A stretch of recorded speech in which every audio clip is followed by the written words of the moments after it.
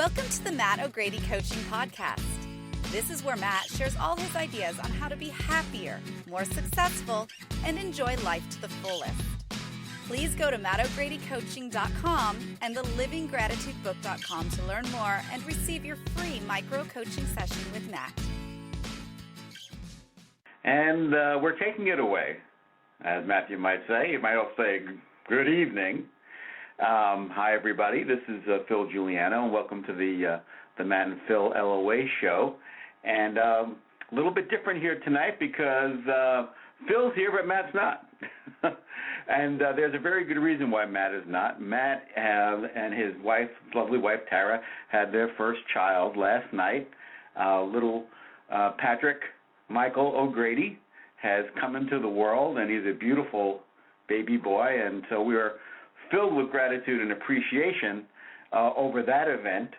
And it's kind of an interesting juxtaposition today because that's where my attention had been on last night and this morning, and then got the news that Jerry Hicks had transitioned a few days ago, and Esther Hicks had sent out a message to that effect today, and so this was this strange juxtaposition of the wheel of life turning once again, and we had a big hello to Patrick Michael O'Grady in our Matt and Phil world, and a big so long to Jerry Hicks. Of course, we know it's not a goodbye because we know that life goes on and on and on. But as far as this time around at the rodeo, this physical existence, Jerry has transitioned.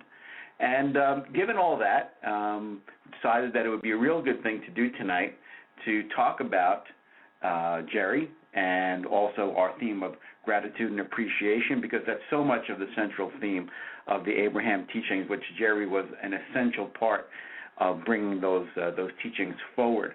And so, well, before I go further on that, I should give out the call-in number because, we always forget to do that anyway, and even just to show you when Matt's not here, I'm still forgetting, so I can't blame him. The call-in number is 646-716-6599. That's 646-716-6599. And I've got a bunch of special guests with me tonight, and topping that list is Jeanette and Laura Gavanter and Frank Butterfield and so on. So I know I got a bunch of people here that are waiting. So we'll bring you up now.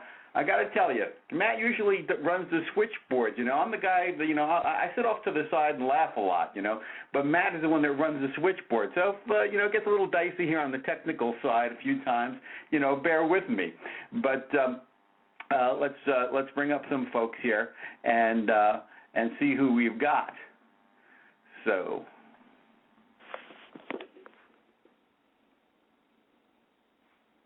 okay. Do we have Jeanette on the line?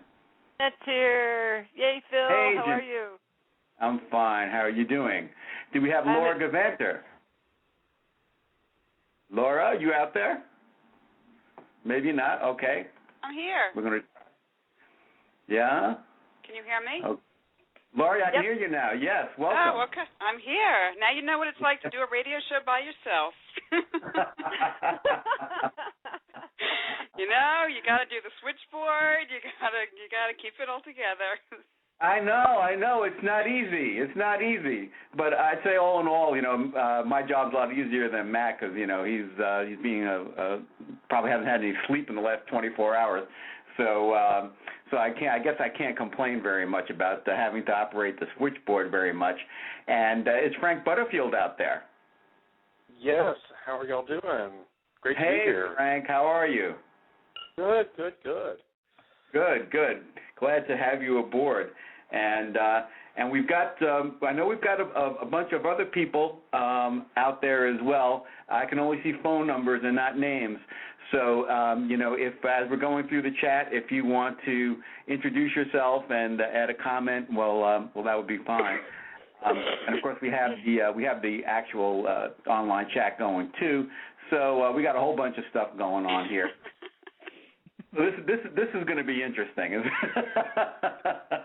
to say the least.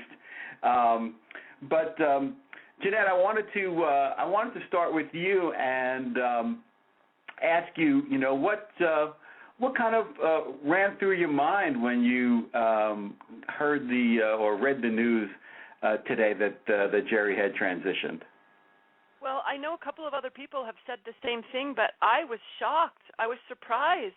And as I thought about it, I thought, well, I don't know why I should have been, because I mean, based on stuff that was happening earlier this year, I don't know that it should have been a surprise. Also based on his age, but I still am shocked, surprised. Yeah, it is shocking. Jerry is one of those people that you just never expected to die. Well, someone called me and she said, "What? Why are we all feeling this way? Didn't we think they were ever going to die?" And I guess I thought, well, if anyone wasn't going to, it'd be them. Yeah, right, exactly. But I also thought they were going to go together. Like, I imagined we were going to hear a really fabulous story about how they went together. So, and I thought he was shooting for 122. I guess I just am not happy to see Jerry go, so I'm still in a little bit of resistance to the whole thing. Yeah, no, I get that, and I've been feeling some of that same kind of thing where, 1 second, you feel like, well, I shouldn't feel sad that he's gone because, I know better than that. I know. But there's still part of me that does. And then there's the part that when I can actually get past that resistance, that does tap in a little bit to, where Jerry's at and what he's experiencing, and it feels so expansive, then I go, oh, I can't feel bad about that. So it's really an interesting juxtaposition of feelings and thoughts and so much else going on. Laura, what ran through your mind? Well, I found out because Frank called me today, and I was just completely shocked. Also, I mean, the last that I had heard from, read, was that, wow, they were doing great together. Esther said they've never been better. And I'm like, oh, that's great. I mean, and I'm sure they were. They've never been better because that's, how they lived their life. And then, didn't really give much thought to it. So when I heard today, I was, really, really shocked. And then immediately thought of Esther and just, wow, she has to deal with, this contrast and the shifts in her life and going forward. And, it was feeling sadness because even though she knows that he's fine and she will be fine, she's still going to miss the physical Jerry. And they've shared so much of their life together, everything in their life together. They've been partners for so long that, it was just kind of, you couldn't help but feel sad for her. So, kind of a mix, like you said, it's kind of like a mixed thing. Mm-hmm. You can say something, Jeanette? No? I was waiting for you to check in with Frank before I say anything more. Oh, okay. Frank, yes, please, share your thoughts and feelings with us. Well, at first I was shocked, and then I thought, I need to call Laura. I don't know why. But so I called her, and I kind of processed it out for myself in that just because I do always do this, I've been doing this for a few years. I do this, I always have a very weird reaction to people dying, which is I tend to start giggling because I'm just so excited about what's happening with them, and that's who I'm focused on. I've told my friends, I'm not a really good person to be around someone who, go to a funeral and then, stand around and talk about how awful it is which it is awful for the people who are left behind. But I tend to, be sitting there in the pew kind of, thinking, wow, I really wonder what's going on. And then, and then I start feeling what they're feeling, the person who's passed away, and kind of connecting with them, and then I just feel exuberant. And I kept having that in waves today of just this amazing, expansive place. And as I wrote somewhere, I think it was on Jeanette's website, actually. I haven't done it yet, but I do plan on sitting down and having my own little conversation with Jerry. And because I do have about 1,000 questions for him about all sorts of different things. And I now that he's a little bit more available, I just can't wait to have a little chat with him. But I always say to people, don't invite me to the wake or the funeral or the party afterwards, because I'm not going to be very respectful, and I don't mean to be disrespectful. I just can't kind of help it. Well, Frank, I'll tell you what. If I happen to transition before you, I'd love for you to come to my funeral and giggle away, because if I know that's what I would do if I were there, at my own. So please do that. How about you, Bill? What's that? How about you? What were your thoughts?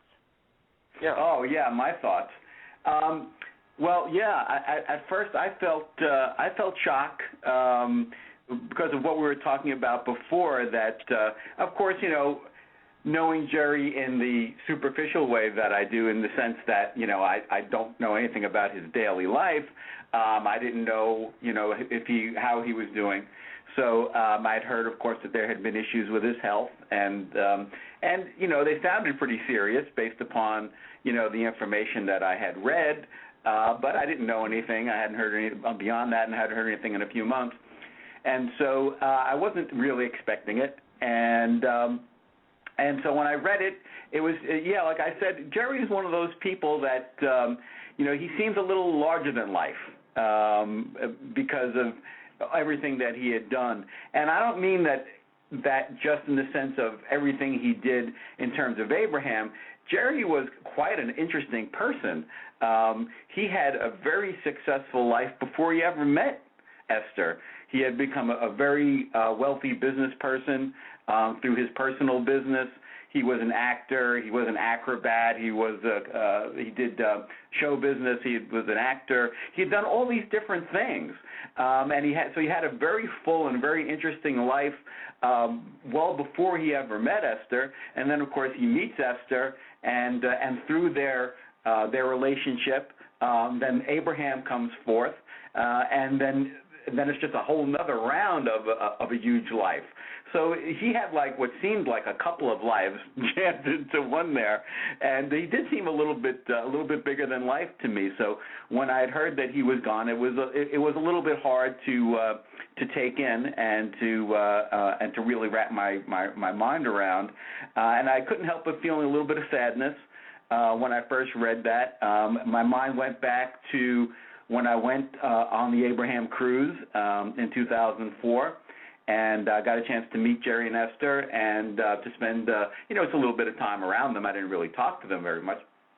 But, to be in proximity to them like that and kind of eat dinner across the table from, I was sitting at one table and they were sitting 2 tables down, and it was just, a very normal seeming thing to do, and it was fun. So my mind went back to that, and back to that cruise, and back to that great experience. And, of course, it also went back to just the tremendous amount of appreciation that I feel for Jerry's role in bringing the Abraham teachings forth, and what a great impact those have had in my life. And so for that, I really felt a great depth of appreciation. Thank you again for joining us on the Matt O'Grady Coaching Podcast. Until next time, please go to mattogradycoaching.com and theliving gratitudebook.com to learn more and receive your free micro-coaching session with Matt.